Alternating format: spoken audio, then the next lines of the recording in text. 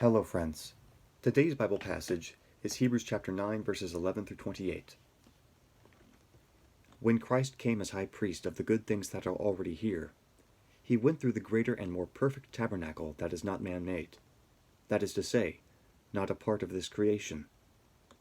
He did not enter by means of the blood of goats and calves, but he entered the most holy place once for all by his own blood, having obtained eternal redemption.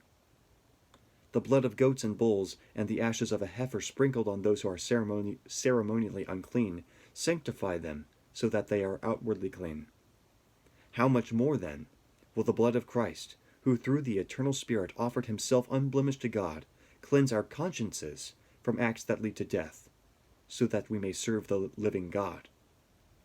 For this reason, Christ is the mediator of a new covenant, that those who are called may receive the promised eternal inheritance, now that he has died as a ransom to set them free from the sins committed under the first covenant.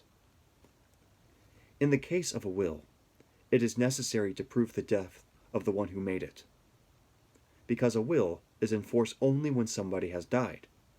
It never takes effect while the one who made it is living. This is why even the first covenant was not put into effect without blood. When Moses had proclaimed every commandment of the law to all the people, he took the blood of calves, together with water, scarlet wool, and branches of hyssop, and sprinkled the scroll and all the people. He said, "This is the blood of the covenant, which God has commanded you to keep." In the same way, he sprinkled with the blood both the tabernacle and everything used in its ceremonies. In fact, the law requires that nearly everything be cleansed with blood, and without the shedding of blood, there is no forgiveness. It was necessary, then, for the copies of the heavenly things to be purified with these sacrifices, but the heavenly things themselves with better sacrifices than these. For Christ did not enter a man-made sanctuary that was only a copy of the true one. He entered heaven itself, now to appear for us in God's presence. Nor did he enter heaven to offer himself again and again, the way the high priest enters the most holy place every year with the blood that is not his own.